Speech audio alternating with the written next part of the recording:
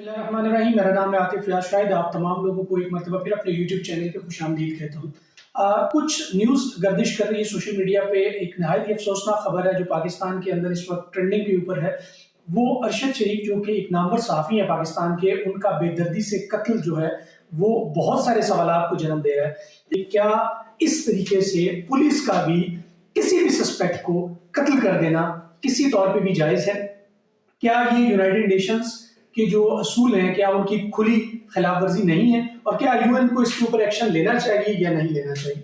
बहुत सारे सवालात जो है वो इसके ऊपर जन्म लेते हैं। मेरा ज़ाती ख्याल ये है कि देखें, अगर कोई सस्पेक्ट भी है तो आप उसको डायरेक्ट हेड शूट करना, आई डोंट थिंक सो कि ये किसी तरीके से भी इसको जस्टिफाई किया जा सकता है। सबसे पहली चीज़ ये थी कि वो उसकी गाड़ी के टायर को हिट कर सकते थे। अगर दूसरे नंबर पे था कि गाड़ी को हिट किया जाए, लेकिन जो डायरेक्ट उनके सर पे गोली मारी गई है तो इसका मतलब ये था कि वो प्री प्लान था। और बहुत सारे सवालात हैं जो इसको जन्म दे रहे हैं, और बहुत सारी ऐसी चीज़ें हैं जो मेरे ख्याल से बहुत ज़्यादा कंफ्यूजन क्रिएट कर रही हैं। और एक स्ट्रॉन्ग जो है वो इसके ऊपर इन्वेस्टिगेशन ना सिर्फ होनी चाहिए बल्कि इसको कंक्लूड करना चाहिए। ना सिर्फ कीनिया पुलिस को बल्कि यूएन को भी इसमें इन्वॉल्व होना चाहिए, और पाकिस्तान को भी इंसाफ के लिए आवाज़ जो है वो उठानी चाहिए।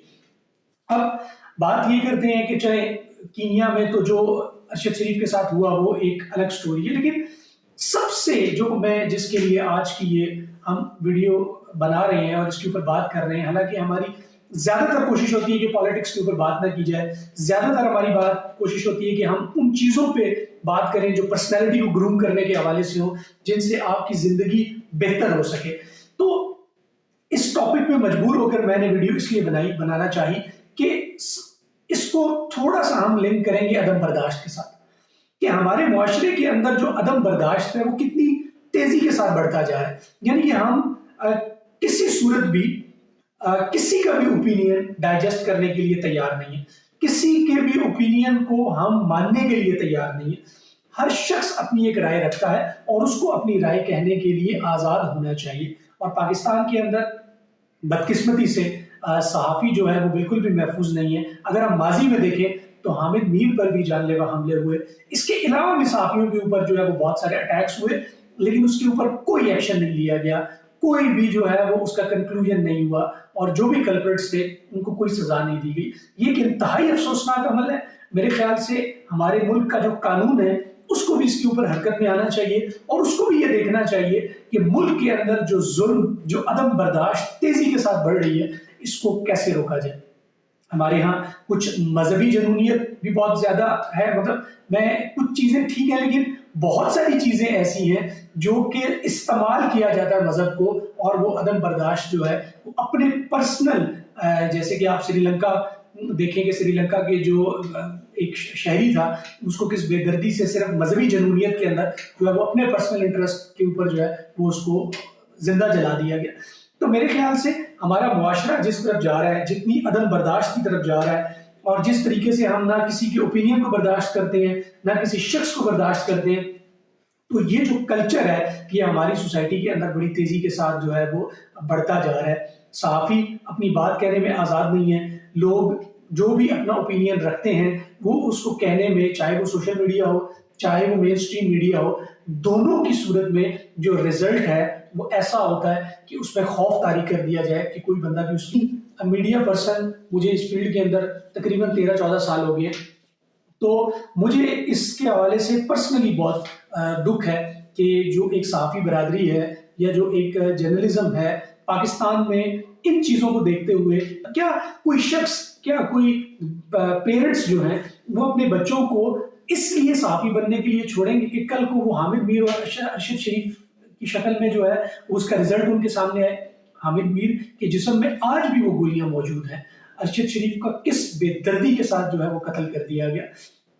तो मेरे ख्याल से हमारी जितने भी इदारे हैं, जितने भी इंसाफ के इदारे हैं खास तौर पे, उनको इसके ऊपर जो है वो बड़ी ठोस बुनियादों के ऊपर और बड़ी जिसे कहते हैं ना कि एक प्लानिंग करनी पड़ेगी फ्यूचर के लिए, जहां पर हम एज ए सोसाइटी अपने आप को, एज ए सोसाइटी जो है वो अपने आप को सिक्योर और सेफ फील करें। हमारी सोसाइटी के अंदर अदम बर्दाश्त जो है वो इसके ऊपर ठोस बुनियादों पे اور بڑے سخت اقدامات کی ضرورت ہے تاکہ معاشرہ جو ہے وہ ایک لاقانونیت کی طرف نہ جائے۔ ابھی ریسنٹلی اگر بات کی جائے تو جس طریقے سے انصاف کے پیمانے کو جس طریقے سے وائلیٹ کیا جاتا ہے، جس طریقے سے جو ہے وہ جس طرح کے انصاف کے فیصلے آ رہے ہیں، لوگوں کا انصاف کے اوپر بھی جو ہے وہ جو اعتماد ہے وہ اٹھتا جا رہا ہے۔ لوگ جو ہے وہ پولیٹیکل جو اسٹیٹمنٹس ہیں لوگوں کی، جو پولیٹیکل اپنی بات چیت کرنا، جو اپنی ایک رائے رکھتے ہیں، اس کے اندر بھی جو ہے وہ لوگ اب ڈر اور خوف کے اندر مبتلا لوگوں کو کیا جا رہا ہے۔ تو میرے خیال سے بڑے ہی جو ہے وہ ہمیں اپنی سوسائٹی کے اندر جو جس طرح کی چیزیں ہو رہی ہیں اس کو ریوائز کرنا چاہیے، اپنی عدم برداشت۔ دیکھیں میں ہوں فار ایگزامپل، اور میرے سامنے بیٹھا ہوا ایک شخص ہے، وہ ایک الگ مجھ سے رائے رکھ سکتا ہے، آپ کو اس کی رائے کا احترام کرنا چاہیے۔ آپ کس لیے آپ اس کو چاہتے ہیں کہ جو میری رائے ہے وہی جو ہے وہ آرگومنٹس جو ہے وہ میں اپنے فورسفلی جو ہے اس کے اوپر جو ہے وہ امپوز کروں؟